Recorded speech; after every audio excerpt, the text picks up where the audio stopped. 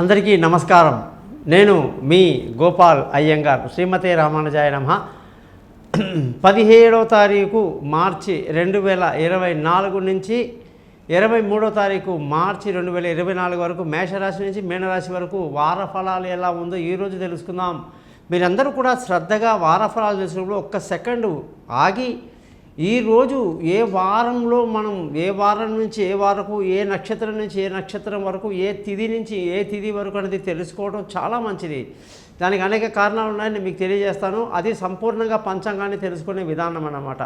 ఆదివారం నుంచి శనివారం వరకు మృగశిర నక్షత్రం నుంచి పుబ్బా నక్షత్రం వరకు అష్టమి తిథి నుంచి చతుర్దశి తిథి వరకు, అలాగే ఈ వారంలో గ్రహాల స్థితి చూసుకుంటే రవి బుధ రాహు గ్రహాలు మీనరాశిలో, గురువు మేషరాశిలో, కేతు కన్యారాశిలో, శని కుజ శుక్ర గ్రహాలు కుంభరాశిలో, చంద్రుడు మిథునం కర్కాటకం సింహం రాశిలో ప్రయాణిస్తున్నారు. ఈ యొక్క గ్రహస్థితిని బట్టి 12 రాశులకు ఎలా ఉందో మనం తెలుసుకోవాలి. ఇకపోతే జ్యోతిష్యం కొరకు మీరు ఎటువంటి సందేహాలు ఉన్నా కూడా మీ date of birth, time of birth, place of బర్త్ని నాకు కానీ వాట్సాప్ చేస్తే మీ జాతకం మొత్తం రెడీ చేసి 50 పేజీలు మీకు నేను మెయిల్ చేసి 15 నిమిషాలు మీ జాతకాన్ని చదివి మీకు అర్థమయ్యేటట్టు వివరించి ఎటువంటి పరిహారాలు చేసుకుంటే మీకు అద్భుతంగా ఉంటుందో కూడా తెలియజేయడం జరుగుతుంది.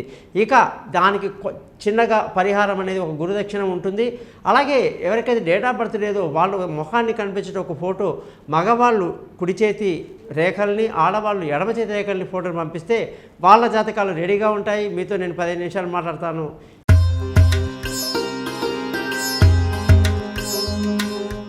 ధనుస్సు రాశి వాళ్ళందరికీ కూడా 17 మార్చి నుంచి 23 మార్చి వరకు ఈ వారం అంతా కూడా గురువు యొక్క స్థితి అద్భుతంగా ఉంది.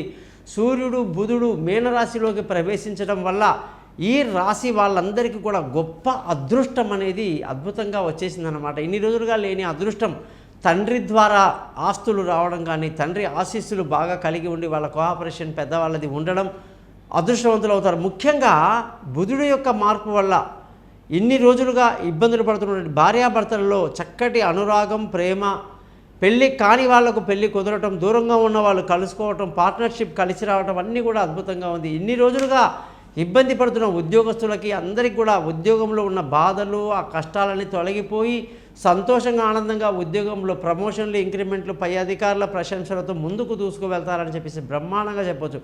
ధనుసు రాశి వాళ్ళందరికీ కూడా ఈ వారం ధనస్థానం బాగుంది. అనేక రకాలుగా ధన ఆదాయం ఉంది. మంచి ధైర్యాన్ని కలిగి, నలుగురికి సహాయం చేసే గుణాన్ని కలిగి, రిలేషన్షిప్ని బాగా మెయింటైన్ చేస్తూ ముందుకు వెళ్తారు.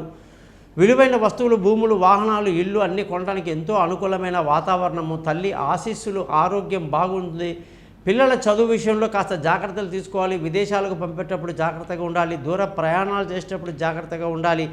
ఆరోగ్యం అద్భుతంగా ఉంది. శత్రువులు మిత్రులు అవుతారు. అప్పులు తీరే మార్గాలు ఏర్పడతాయి. భార్య భర్తల మధ్య చక్కటి సయోధ్య కలిగి ఈ వారమంతా అద్భుతంగా ఉంటారు. అలాగే పెళ్ళి కాని వాళ్ళకు పెళ్ళి కుదిరి ముందే చెప్పడం జరిగింది. అదృష్టం చాలా బాగుందని చెప్పాను. తండ్రి యొక్క సహకారం ఉందని చెప్పాను.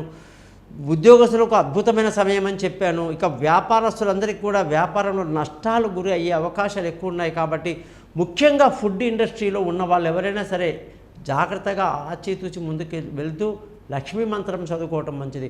ఈ రాశి వాళ్లకు ఈ వారం ఖర్చు బాగా అదుపులో ఉంటుందండి. అదొక గొప్ప విషయం. ఈ రాశి వాళ్ళు చూపుడు వేలికి ధరించాల్సిన రత్నం ఒకటి ఉంటుందండి.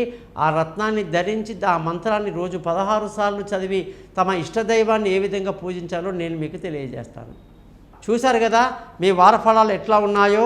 ఏమున్నా, ఏ సమస్య ఉన్నా సరే చక్కటి పరిష్కారం కొరకు నన్ను సంప్రదించండి.